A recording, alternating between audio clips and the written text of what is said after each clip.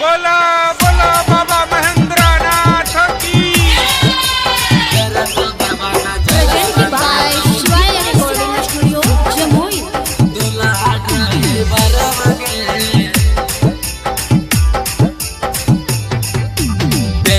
गेरुआ कपड़ा ले ले कान्हा बात कबरा बगे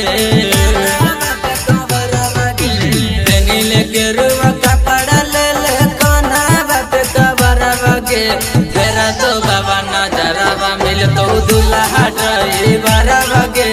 तेरा तो बाबा नजरवा मिल तो दुल्हा ड्राइवर बगे ले गेरुआ कपड़ा ले ले कान्हा बात कबरा बगे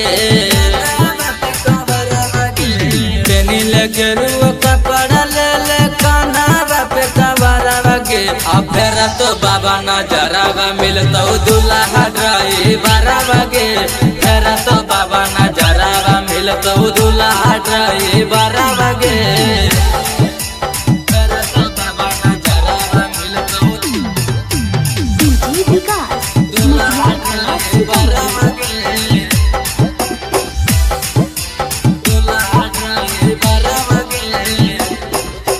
बाबा पे जदी तो जलवा चढ़ाई में छौड़ी के सुनर दुल्हवा तो पई में बाबा पे जदी तो जलवा चढ़ाई में छौड़ी के सुनर दुल्हवा तो पई में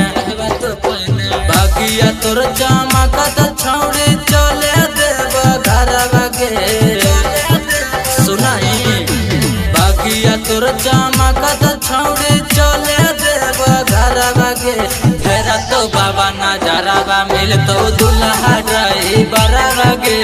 फेरा तो बाबा नजरवा मिल तो दुल्हा ड्राइवर बगे फेरा तो बाबा नजरवा मिल तो DJ Vikas. दुल्हा ड्राइवर बगे दुल्हा ड्राइवर बगे बरसावन छौड़ी के भूख संभारी बोला बाबा दे तो जिनकी सवारी बरसावन छौड़ी के भूख संभारी बोला बाबा दे तो जिनकी सवारी राजा पवन के जैसन छौड़ी पैमी तू बड़ा बगे राजा पवन के जैसन छौड़ी पैमी तू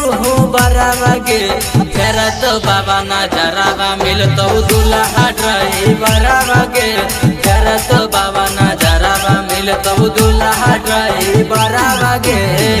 Shivaya Music Jamui.